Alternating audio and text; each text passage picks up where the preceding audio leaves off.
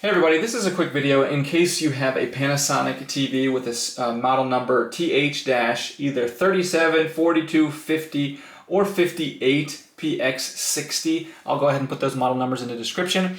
And you need to do a hard reset to the factory default settings on it.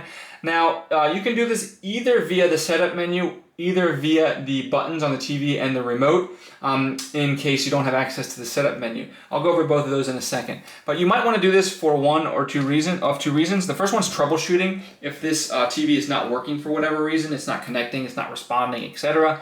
Or if for whatever reason you just want to get this TV back to the way it was when it came out of the box with everything wiped off of it so you can set it up anew.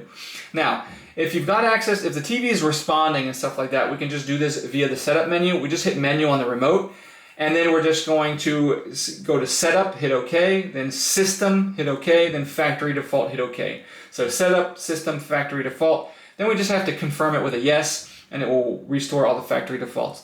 If you can't do that, you can do that via the physical buttons by finding the volume down button on the TV. It does need to be on. The volume down button on the TV and volume down button on the remote, and hold both of those buttons for at least 5 seconds. After 5 seconds, it should go into kind of a self-check mode. Just let it do its thing, and when it's done, you can just turn it off, turn it back on, and it will start up as a new TV.